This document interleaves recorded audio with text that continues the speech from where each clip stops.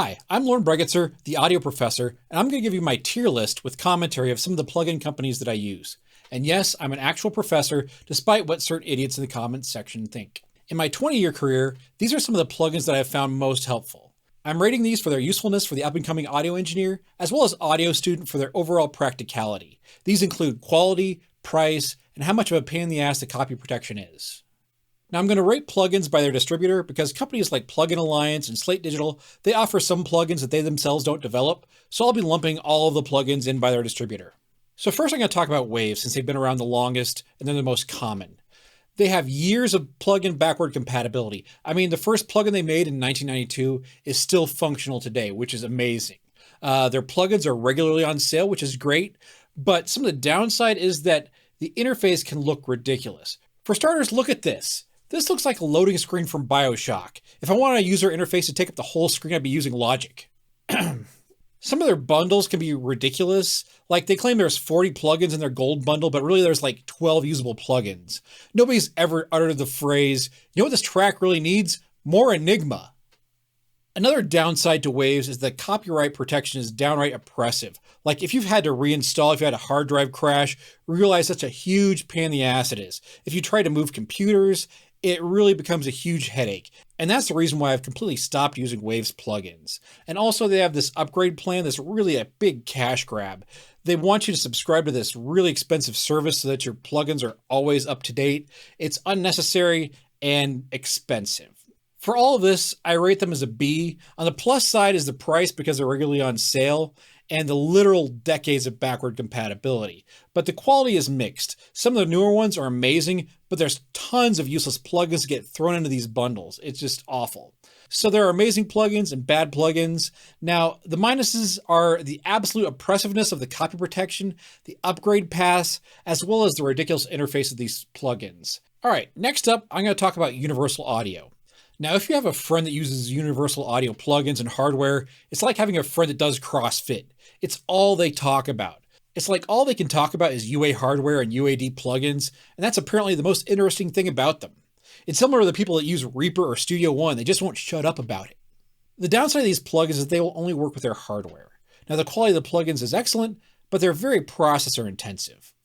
Another thing is that their plugins are very expensive, and any sales they have are quite minimal. So if you're looking to collaborate with somebody that doesn't have UAD hardware, it's a huge bunch of hoops to jump through to bounce your tracks or freeze your tracks or whatever the case may be.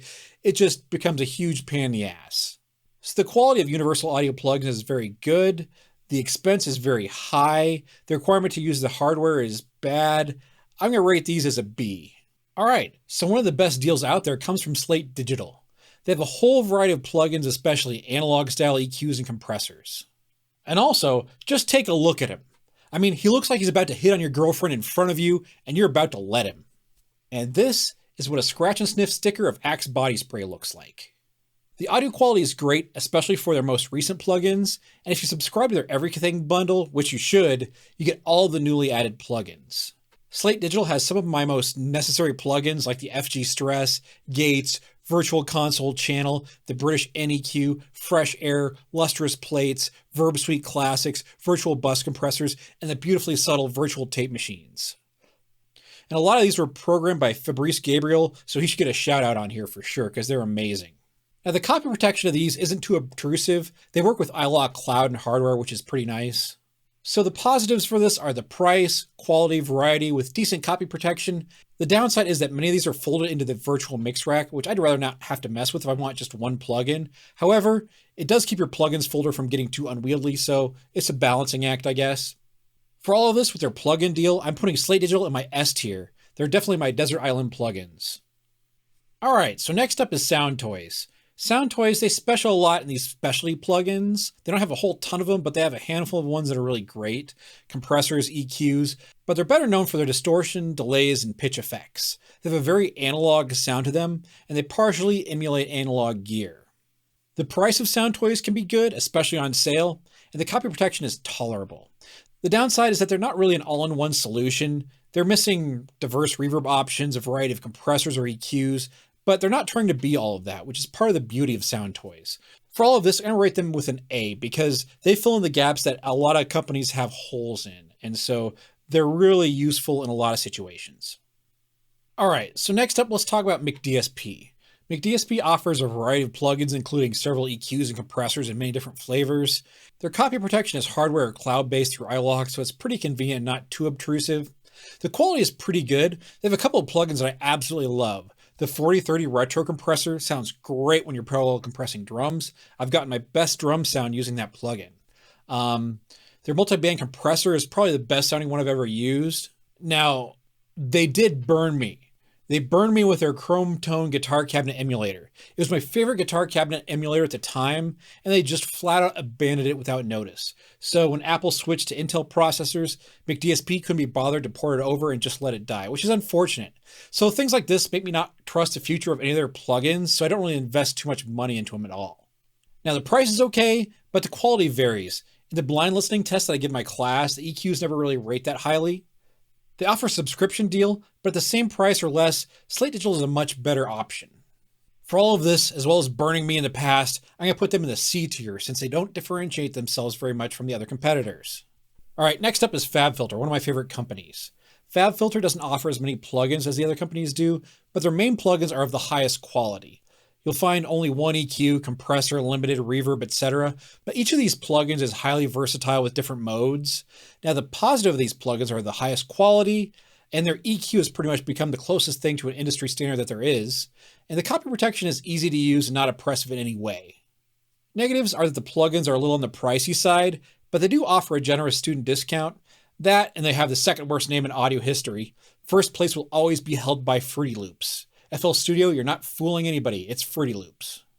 For all of this, I'm putting FabFilter into the A tier. Next up is Plugin Alliance. They're becoming more and more popular over the years, and I've been increasingly relying upon them over the years as well. They have some of the best hardware emulations of the best gear I've ever heard.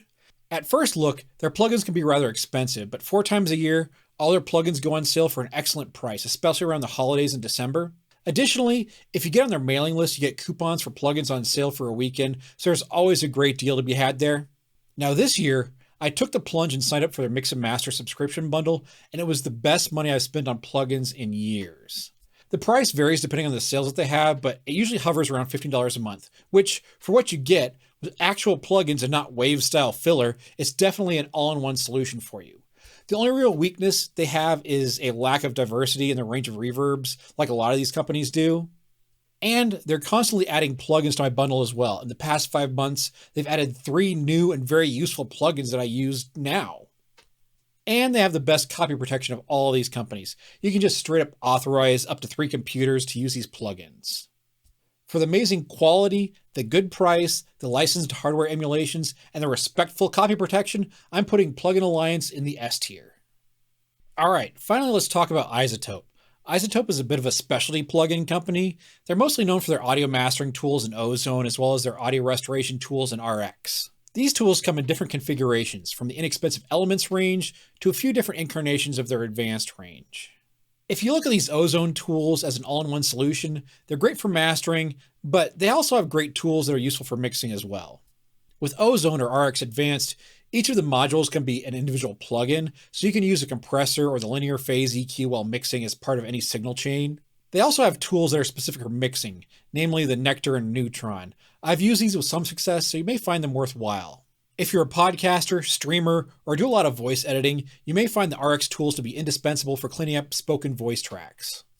Now the price can be a bit of a sticking point. They do offer regular sales, which are okay, but the prices can still be out of reach for most people unless you see yourself using these plugins on a daily basis. However, they do offer 2 subscription options, the first of which is their Producers Club, which offers Neutron, Nectar, Ozone, Melodyne, and some filler for $20 a month.